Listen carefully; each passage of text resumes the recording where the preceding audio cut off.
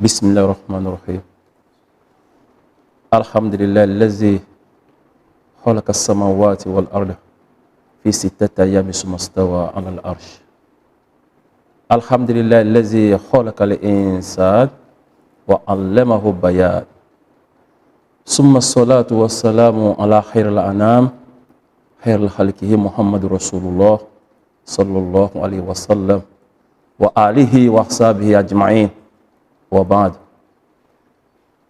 Je salue, je me présente. Moi, c'est Mohamed Idriss, résident au Bénin, précisément dans le quartier qu'on appelle Djiregbé.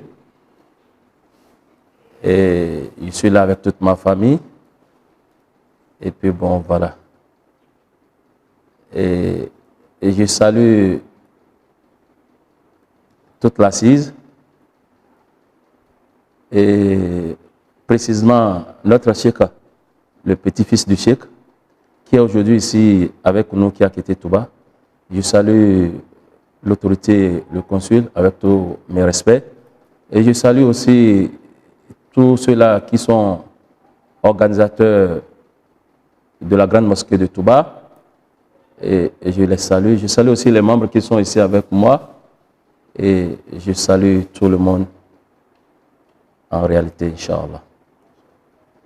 Et je vous remercie infiniment pour cette opportunité que vous m'avez octroyée et en m'exprimant par rapport au grand cheikh, par rapport au sentiment que j'ai senti, que j'ai ressenti pour lui, par rapport à l'amour que j'ai eu pour le cheikh. Alhamdulillah, merci beaucoup pour cette question qui a été posée. Comment j'ai connu le cheikh? C'est vrai que je n'ai jamais entendu parler de cheikh, mais j'ai chaque fois suivi à la TFM les mouvements de Touba. Et un jour, on m'a appelé pour dire qu'il y a une assise à la place Bayol, ici à Port-Nouveau, et j'ai assisté.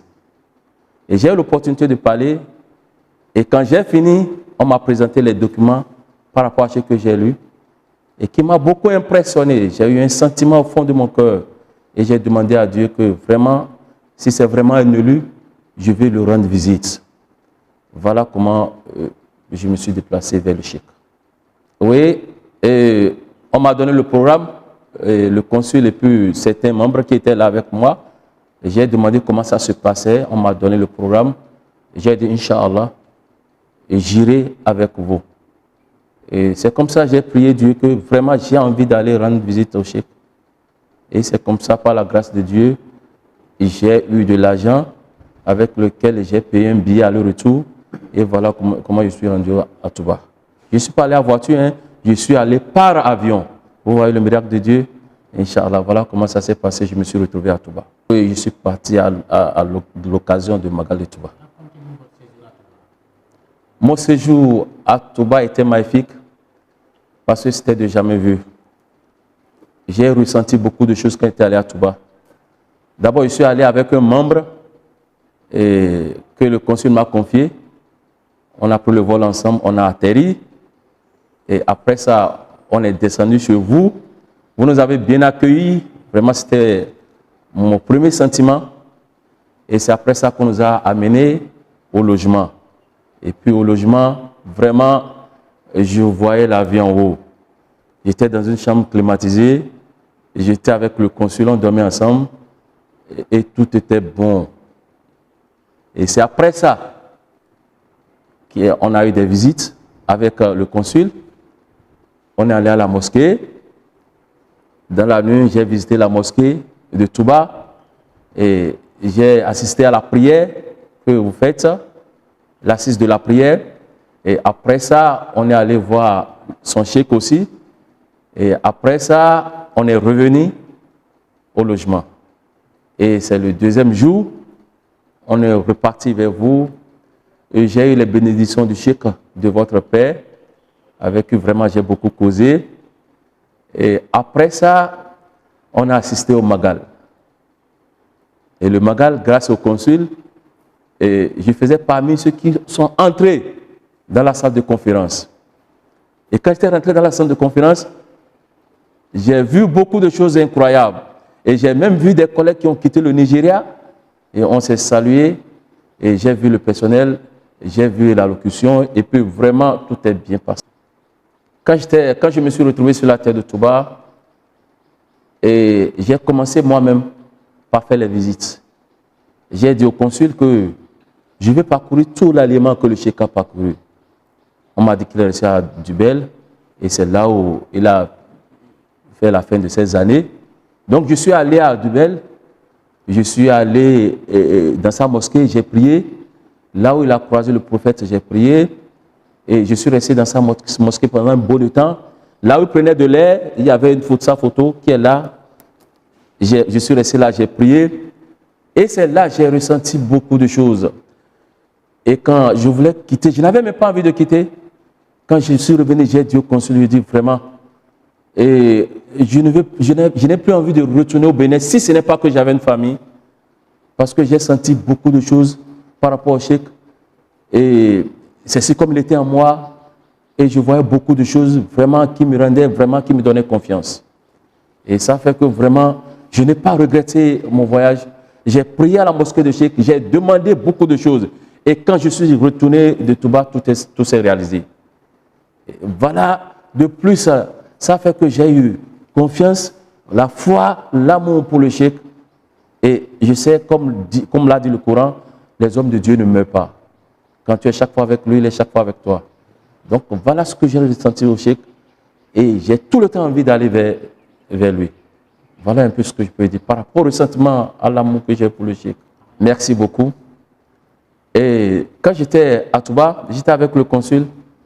Quand ma femme regardait la télé et elle m'a appelé pour dire, il y a une eau qui sont en train de prendre du nom Ennorama. J'ai dit, mais je vais demander voir. J'ai demandé au consul, est-ce qu'il y a quelque chose qu'on appelle Ennorama?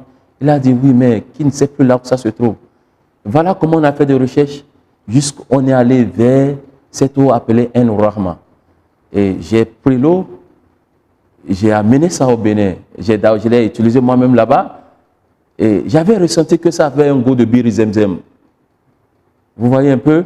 Et je l'ai ramené. Et voilà ce que j'ai ressenti. Une eau qui ne finit pas. Aïn Rahma. Une eau qui ne finit pas. Une eau dans laquelle il y a la grâce de Dieu. Je me suis dit, ce nom-là déjà c'est significatif. Quand il y a le Rahma en toi, c'est que la vie, tu vois la vie en haut. Tu as la grâce de Dieu. Donc c'est ça qui m'a inspiré. J'ai dit Aïn Rahma. Ça veut dire beaucoup de choses. Le prophète c'est l'Aïn Rahma. Donc c'est par rapport au prophète que tout ce que nous avons se produit en Aïn Rahma. Pourquoi ne pas nommer la mosquée Aïn Rahma? Et en tant que Béninois, et ce que j'ai ressenti par rapport à Cheikh, d'abord par rapport à son histoire, son mode de vie, son trajet, et tout ce qu'il a eu à faire pour l'islam, son aller et son retour. J'ai lu beaucoup de documents. Et jusqu'à la place qu'il a occupée devant Dieu, auprès du prophète, qui est Khadim Rasoul. Ça m'a beaucoup impressionné.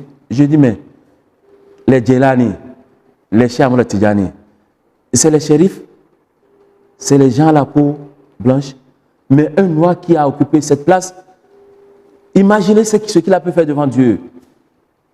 Imaginez son djihad devant Dieu. Et son djihad, c'est par rapport à ce djihad qu'il a connu le Bénin. Pour la première fois, quand les Blancs lui ont récupéré, c'est par rapport à son djihad qu'il a connu le Bénin. Et aujourd'hui, plusieurs des Béninois ne savent pas qu'il y a vraiment une grâce qui est rentrée au Bénin. Si vraiment on le savait plus tôt, peut-être que le Bénin serait plus mieux que ce qu'il est aujourd'hui. Mais ceux que Cheikh Ahmadou Bamba a appelés l'ont su. Regardez-moi, avoir mon âge, avoir mon étape. Et moi, voilà, les gens ont vécu avant moi. Et regardez comment le Cheikh m'a appelé. Je ne suis de nulle part. Je ne suis de rien. Mais le Cheikh m'a appelé. J'ai eu cet amour du Cheikh et je suis allé vers lui. Les gens venaient ici déjà pour cette assise, pour le Magal du Bénin. Je n'ai jamais assisté. Mais personne au Bénin n'a pu ressentir cet amour et s'être déplacé pour aller voir la source du Cheikh. Mais la première fois que je suis allé, j'ai eu cet amour. Et je suis allé. Vraiment, je ne sais pas comment qualifier l'effet du cheikh. Mais ce que j'allais dire en résumé, c'est que quand je voulais quitter Touba, j'ai lu quelques paragraphes du cheikh. Il a dit, ayez foi en Dieu et en son prophète. Il a dit, suivez la voie que je vous ai tracée et vous aurez le paradis. Il a dit, soyez assidus à la prière. Il a dit, ne laissez jamais le Satan vous occuper dans votre cœur. Et chaque fois quand ça se produit, mettez-vous en jeûne. Et voilà la meilleure voie qui pourra vous faire entrer au paradis. Je l'ai gardé. Et quand j'ai lu, j'ai eu de l'émotion. Voilà le chemin qui nous a tracé. Et voilà le chemin qui mène au paradis. Lisez chaque fois le Coran. Soyez assidus à la prière. Ne vous laissez pas emporter par le Satan. Et chaque fois quand ça arrive, mettez-vous à jeûner. Et c'est en ce moment, vous aurez la grâce de Dieu. Ça m'a pénétré. Allah. Allah. Allah. Allah. Allah.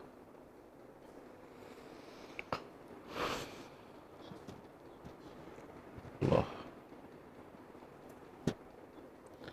Allah. Et j'ai gardé ce paragraphe et j'ai fait de ça ma feuille de route. Et depuis ce temps, l'amour du cheikh n'a jamais quitté mon cœur. Et voilà ce que je peux dire en résumé. Tous ceux-là qui m'ont vu, qui vont encore me voir à travers ce que je suis en train de faire, n'ont qu'à garder ce que je viens de dire.